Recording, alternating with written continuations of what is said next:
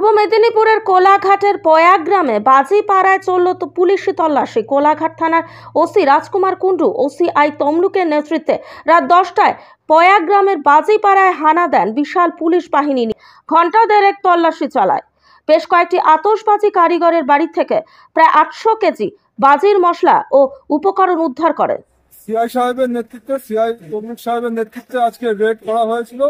তো আমরা প্রায় 700 মতো বাজি, ওইখানে 800 কেজি 700-800 কেজি মতো বাজি সিজ করা হয়েছে এবং বাজির তৈরির মশলা আর ওরা একসাথে 6-7 জন মিলে বানাচ্ছিল। তো সেইভাবে আমরা কেস স্টার্ট করবো এবং পরবর্তী আরো আমরা অ্যাকশন নেই। কেউ কি অ্যারেস্ট হয়েছে আজকে? না, এখনো অ্যারেস্ট হয়নি। পুলিশ ঢুকেছিল, পালিয়ে গেছিল। স্যার, কতজনের বাড়ি থেকে উদ্ধার হয়েছে বাজি? বাড়ি বলতে এক জায়গায় বানাচ্ছিল, সেখানে 3-4 জনের বাড়ির লোক, মানে 7-8 জন টোটাল ইনভলভ ছিল।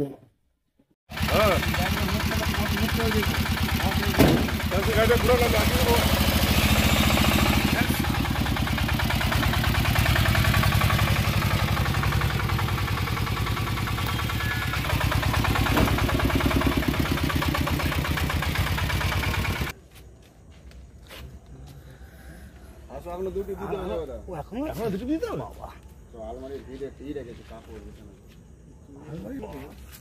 আলমারির ভিতরে বাজি এইগুলো তুলেছিলেছি, ওগুলো তো ভাঙার জন্য চাষি।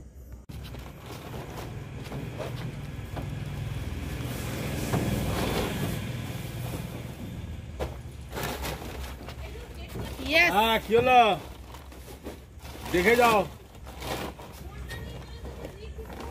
ফোন করেনি তুমি?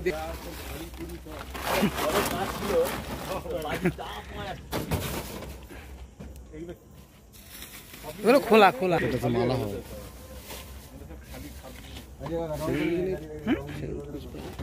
খোলা বাক্স, খোলা বাক্স। অল্প বয়সে দেখবো ভাবি, তাহলে তাড়াতাড়ি দেখে ফেলবে, দেরি করে। ভগবান তো সব কিছুর টাইম। এই যে বালতি ঢেলে তো নিয়ে বলেছি, পিতলের বালতি ফেটে গেছে। আমি কি লাগাবো একবার? হ্যাঁ, লাগাবো।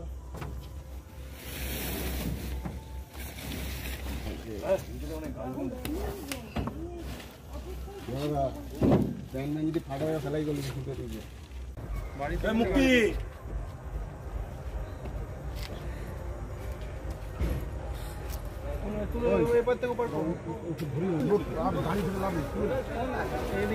কোথায় পড়ে যাবে? সামনে নেই, তুমি সামনে।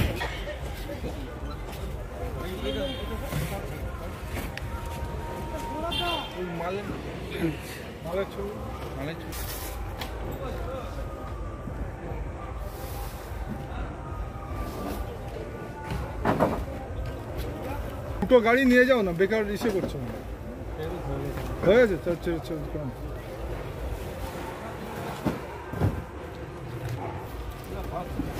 হ্যাঁ মাঝামাঝি করে দেন। 800 কেজি